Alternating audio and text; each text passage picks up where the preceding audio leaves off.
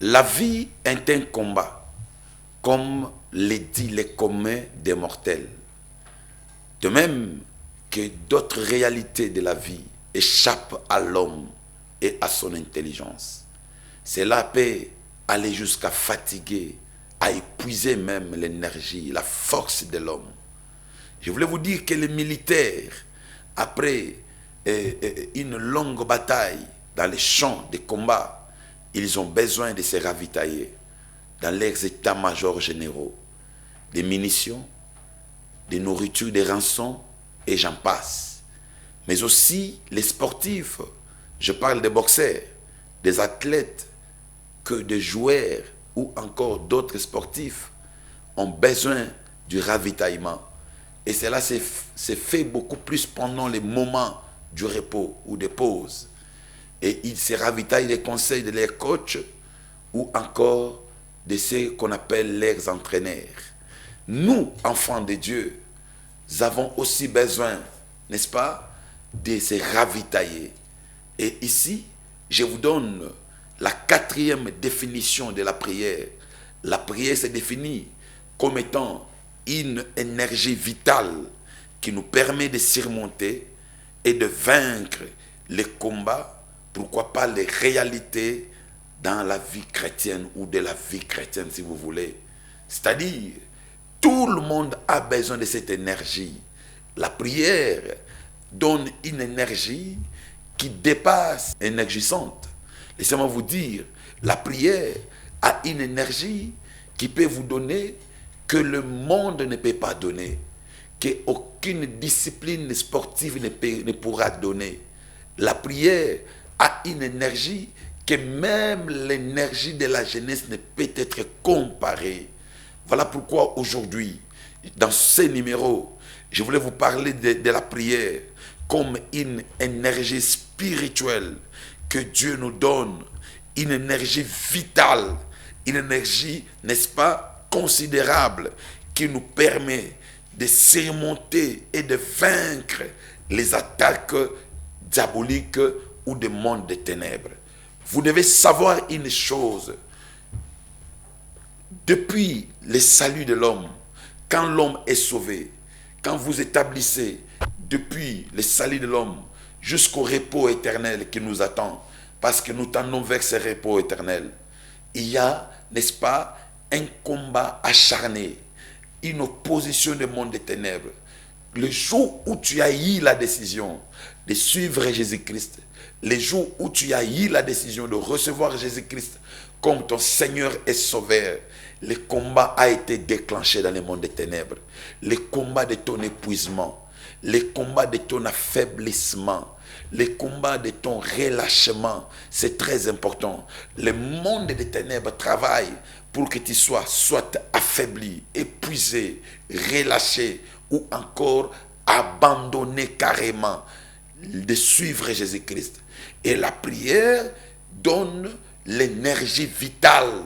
La prière vient revitaliser l'homme. C'est-à-dire, l'homme peut encore poursuivre ses combats, peut encore poursuivre, n'est-ce pas, cette lutte, peut continuer encore à marcher avec Dieu. Cela est très important parce que beaucoup de gens ignorent de telles choses. Grâce à l'école de la prière, nous arrivons, n'est-ce pas, à comprendre et à maîtriser ces choses. Laissez-moi vous dire dans Exode, chapitre 3, verset 17, quand vous lisez cette écriture, on peut nous lire Exode, chapitre 3, verset 17.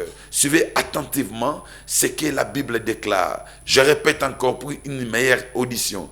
Exode chapitre 3, verset 17, que dit la Bible? Vous allez comprendre, bien-aimés dans le Seigneur, que nous sommes entrés de donner toujours les définitions. Ça, c'est la quatrième définition de l'école de la prière. La prière se définit comme étant une énergie vitale qui permet à l'homme ou à un chrétien de surmonter et de vaincre les combats et ou les combats de la vie chrétienne, ou encore de vaincre les réalités, n'est-ce pas, de la foi chrétienne. Exode chapitre 3, et quoi? Exode chapitre 3, verset 17. On nous lit au nom de Jésus-Christ. Exode chapitre 3, verset 17, nous le lisons au nom du Seigneur Jésus-Christ.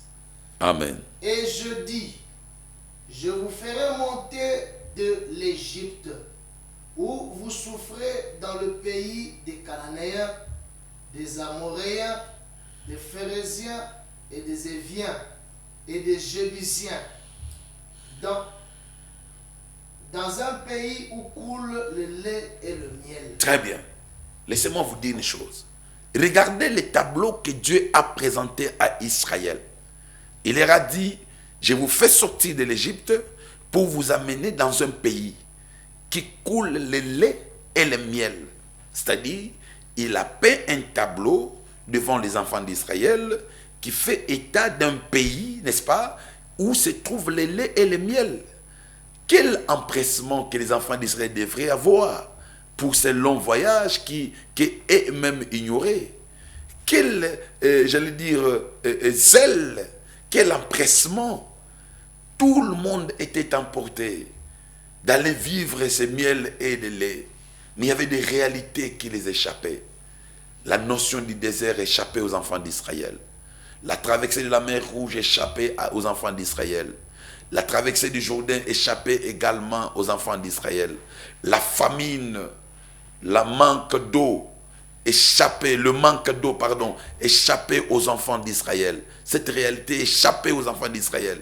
Sans compter le nombre de nombreuses nations qui devraient, n'est-ce pas, interférer les routes, qui devraient livrer le combat avec Israël. Dieu n'a pas voulu montrer à Israël que vous aurez le manque d'eau, que vous allez avoir la faim.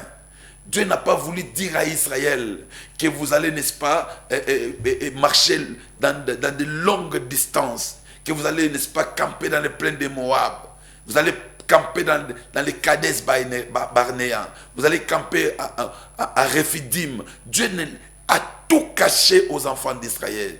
Il leur a montré seulement le pays qui coule le lait et le miel. Laissez-moi vous dire, quand on reçoit le Seigneur Jésus comme son Seigneur et Sauveur, le tableau qui est peint devant nous, c'est le ciel. Nous sommes tous empressés d'aller voir le ciel, de vivre le ciel, les jours de l'enlèvement, les jours de l'enlèvement. Les gens croient que l'enlèvement viendra comme, n'est-ce pas, comme un coup de magique, c'est vrai. Ça aussi, je crois à ça. Ça peut arriver comme ça. Mais il y a des réalités qui entachent notre voyage. Il y a des réalités que seul Dieu connaît. Et ces réalités peuvent nous épuiser, peuvent nous fatiguer. Ces réalités peuvent aller jusqu'à pousser quelqu'un à abandonner la course. Combien de gens ont abandonné la course? Combien de gens qui ne croient plus au salut, qui ne croient plus au miracle, qui ne croient plus à la guérison, parce que, n'est-ce pas, ils ont eu beaucoup de temps, ils ont passé beaucoup de temps sans être soulagés par Dieu. Et la prière vient évidemment pour revitaliser l'homme, pour nous donner l'énergie spirituelle, afin de poursuivre ces combats, afin de marcher avec Dieu. Ici, je voulais m'adresser à une personne qui est fatiguée, à une personne qui ne croit plus à Dieu, qui ne croit plus au miracle, qui est fatiguée de prier, qui est fatiguée de servir Dieu. Je voulais te dire, ma sœur, mon frère, la seule chose que tu as besoin, c'est l'énergie vitale. Et l'énergie vitale, on l'obtient que dans la prière. La prière se définit comme une énergie vitale qui nous permet de poursuivre les combats, qui nous permet, n'est-ce pas, de relever les défis. Ça, c'est très important. Laissez-moi vous dire, nous avons des gens qui ont des dons spirituels, qui ont des grâces, des hommes dons, des femmes dons dans ce monde. Mais leur don n'a pas de l'impact. Leur don ne sauve pas.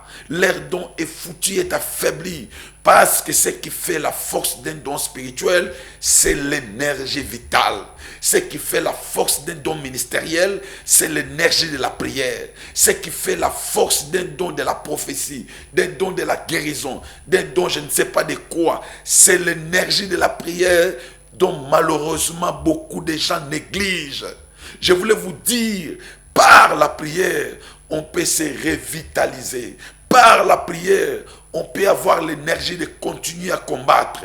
Par la prière, on peut avoir la force de continuer à prêcher, de continuer à espérer, de continuer à tendre, de continuer à vaincre, de continuer. Voilà pourquoi je vous exhorte, mes frères, de considérer la prière dans cette quatrième définition comme étant l'énergie que Dieu nous donne, n'est-ce pas, afin de surmonter et de vaincre tout ce qui est les combats spirituels et les réalités spirituelles qui nous échappent. Ça, c'est très important. Écoutez-moi, je voulais vous dire quelque chose.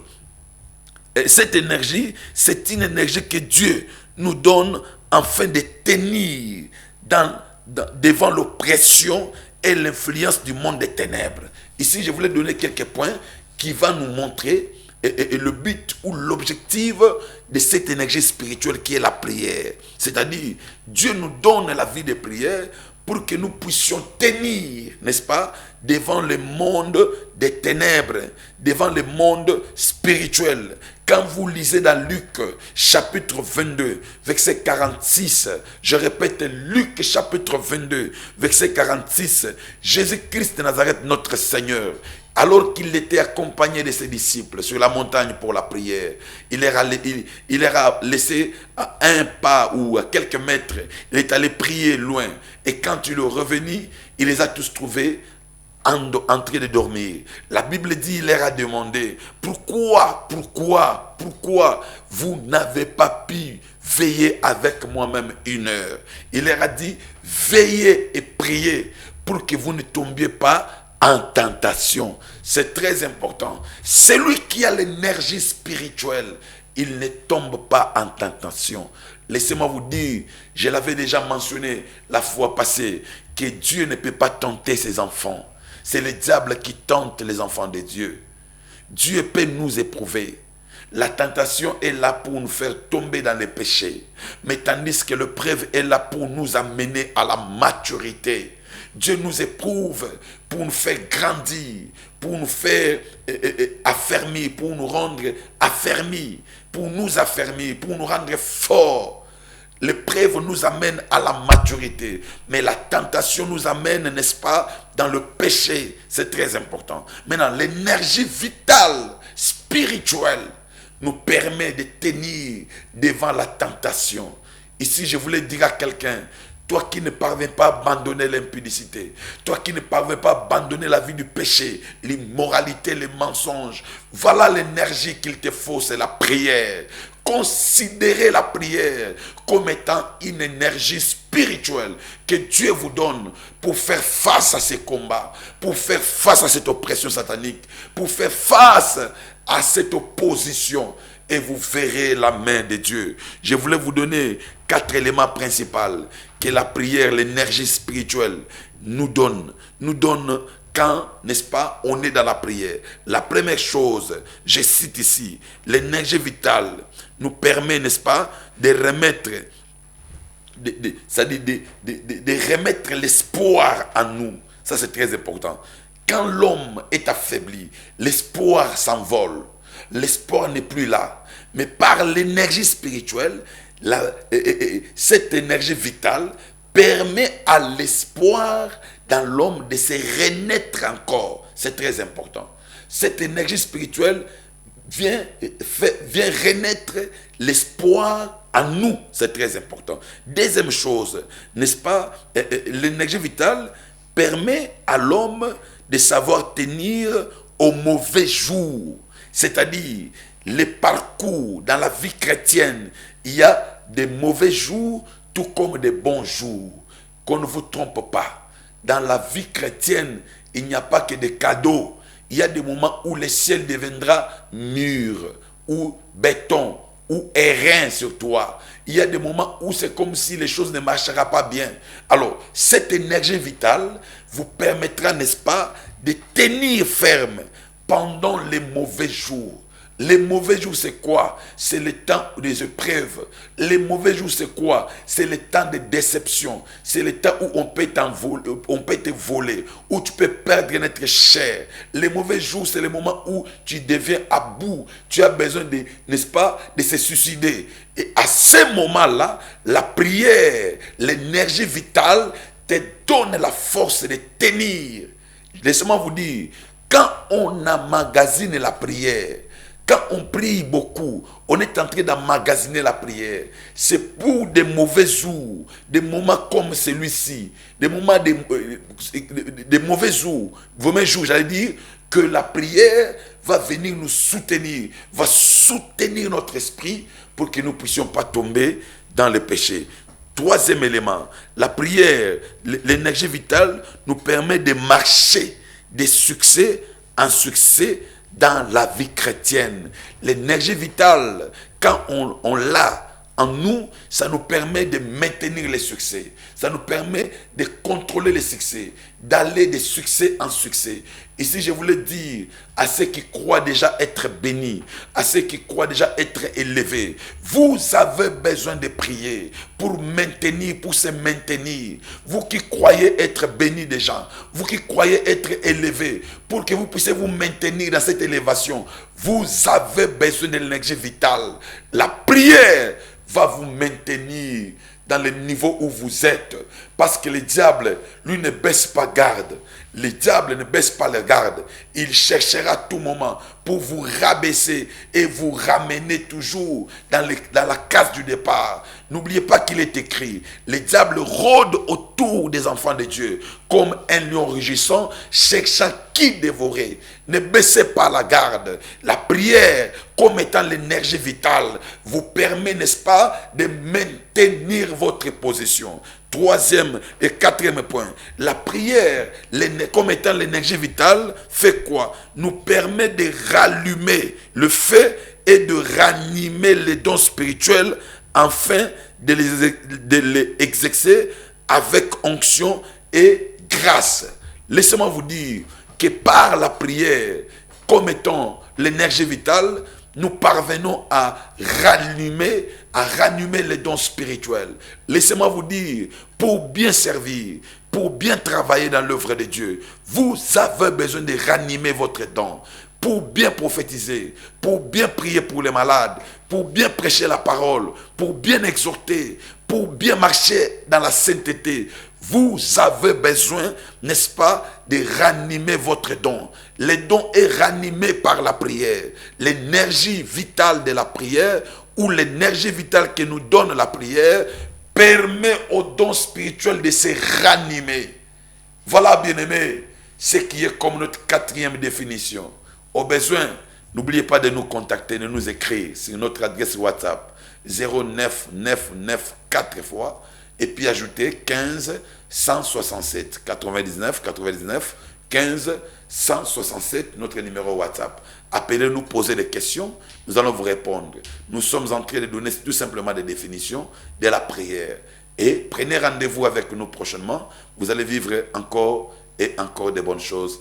Que Dieu vous bénisse. Merci beaucoup.